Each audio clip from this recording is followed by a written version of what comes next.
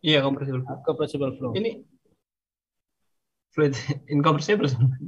Iya, oke. Kepada peserta mungkin saya minta 2 atau 3 pertanyaan dahulu. Ada yang bertanyakan? Oke. Ini peserta luring dari Saudari Rahmi. Silahkan Saudara Rahmi berdiri menghadap ke kamera menggunakan mic. Pak Rido. Halo Pak Rido. Pak Rido. Tolong dikondisikan ini.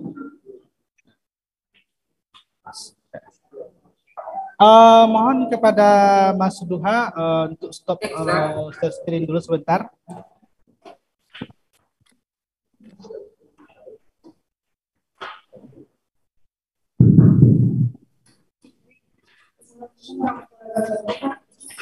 Mas Duha bisa men-stop share screen-nya? Oke, terima kasih. Perkenalkan nama saya Rahmawati Dewi dari Departemen Teknik Informasi. Sebelumnya terima kasih kepada Bapak penjelasan dalam memberikan bertanya.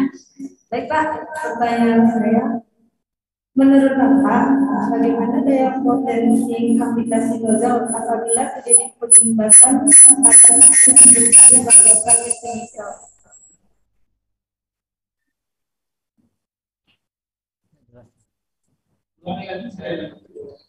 Menurut Bapak, bagaimana daya potensi kapitasi nozzle apabila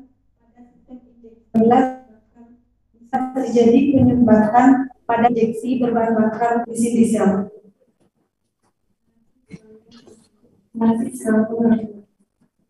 Pak Nizul bisa diulangi? Enggak. Oke, terima kasih Saudari Rami. Jadi Saudari Rami menanyakan bagaimana ya, kayak daya kavitasi atau pengaruh kavitasi di nozzle itu kalau seandainya terjadi ya trouble atau hambatan atau penyumbatan pada sistemnya, apakah itu juga dapat pada nozzle tadi, terutama pada dari Mas Duha. Mungkin yang lain satu lagi pertanyaan. Nanti pertanyaan terbaik dapat door prize langsung. Kelebihannya yang bertanya ini nanti dapat door prize. Ini kami bisa dikasih door prize ini 2 kali bertanya. Ya. Menyenangkan hati orang itu pahala. Oke. Satu orang lagi mungkin yang dari ada yang ingin menanyakan, ini topik Mas Duha ini sangat menarik. Ya. Memang dia sangat fundamental. Kita berkutat dengan rumus dan simulasi. Jadi memang ini kalau dalam pembelajarannya sudah high order thinking ini. Jadi ya hot itu nama evaluasinya gitu. Memang kalau adik-adik nanti berminat kuliah ke Surabaya, kita tidak akan lagi banyak berurusan dengan mesin lagi. Ya, kita lebih banyak dengan komputer nanti, yaitu bagaimana mensimulasikan fenomena-fenomena yang terjadi pada kondisi-kondisi yang tidak bisa kita lihat secara nyata. Misalnya proses pembakaran di dalam ruang bakar, kemudian bentuk-bentuk daripada injeksinya nozzle dengan perlakuan-perlakuan. Nah, itu kan sangat susah untuk kita lihat dengan dan secara praktek. Nah, ini harus dengan simulasi dan pendekatan-pendekatan numerical analysis. Oke. Masih ada pertanyaan? Ada, Saudara Safatullah. Apa namanya? Sadina. Ini Sadina ini anggota dari kontes mobil hemat energi ini ya. Seharusnya Anda harus ini dengan Mas Duha ini harus belajar. Apalagi Anda memang kontes mobil hemat energi di bidang diesel engine kan. Nah, bisa ini sharing informasi dengan Mas Duha ini merekayasa injektor yang setitik minyaknya bisa 100 kilo ya enggak?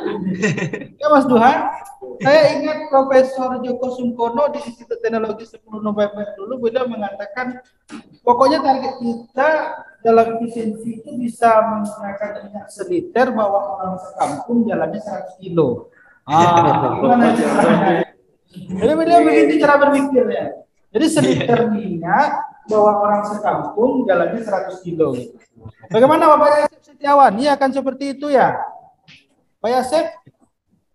Pak Yasep tak mendengar ini. Beliau padahal bimbingan dari Bapak Profesor Joko Sungkono ini. Mungkin Pak Mas Duha pernah dengar namanya ya? Kenapa? Pernah mendengar nama Bapak Profesor Joko Sungkono. Nah, Ya, beliau kan ahlinya Internet Convention Engine juga. Kami pernah kuliah dengan beliau. Jadi beliau seperti itu prinsipnya. Bagaimana? ya istri saya anak mesin juga. Oh, Mesin ITS. iya. Kalau saya lihat wajahnya mungkin kenal itu. Ya, oke. Masih ada pertanyaan? Atau kita jawab aja ini, Mas Duha. Ada satu lagi. Oke, silakan. Ini ada peserta luring satu lagi.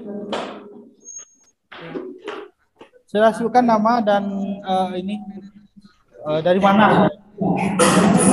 Saya ini kalau ini enggak kayaknya nih. Assalamualaikum warahmatullahi wabarakatuh. Waalaikumsalam warahmatullahi wabarakatuh.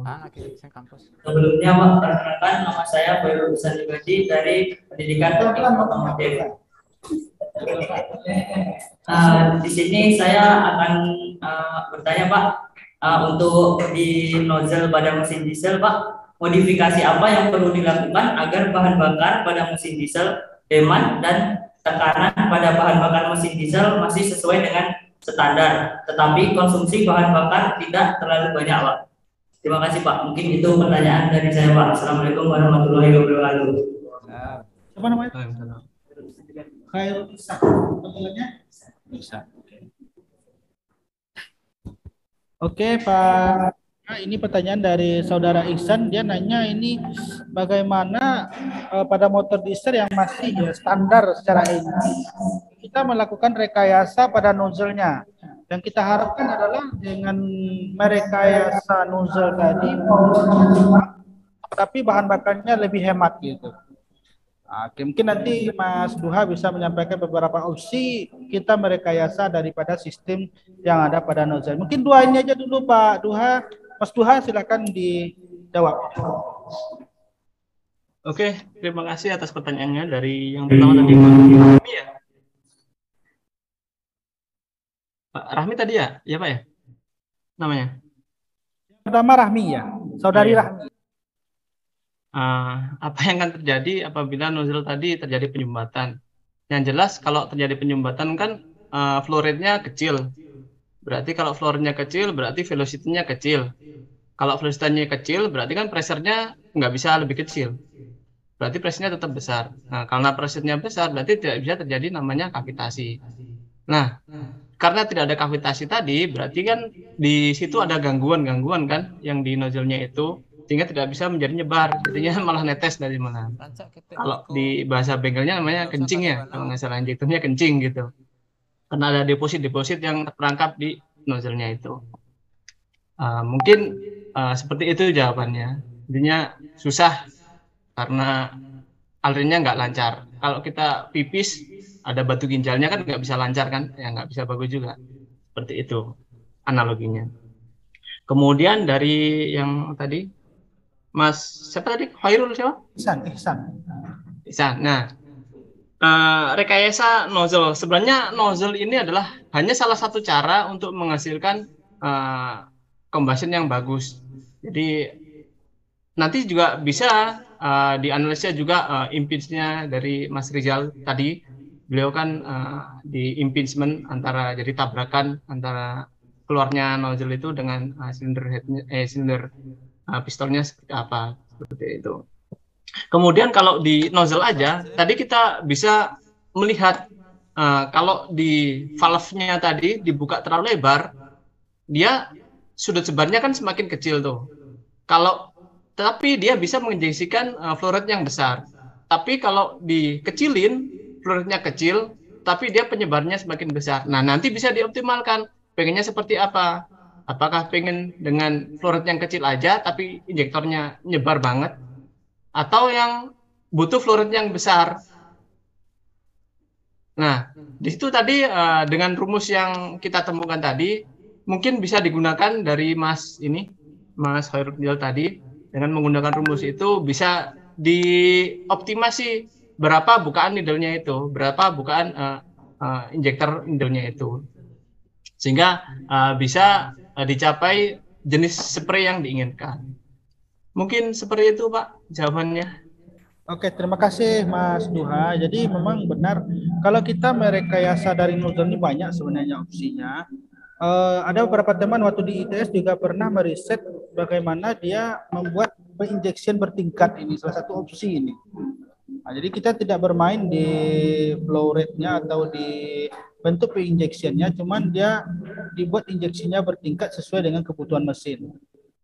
Ini juga merupakan salah satu opsi bagaimana untuk mendapatkan daya yang tinggi atau efisiensi mesin yang baik dengan konsumsi yang minimalis. Oke, mungkin ada lagi pertanyaan dari Bapak Wawan Purwanto PhD.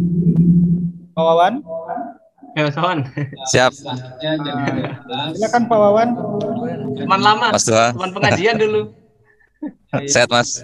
Ini bertanya kepada murid atau murid yang bertanya ke guru ini?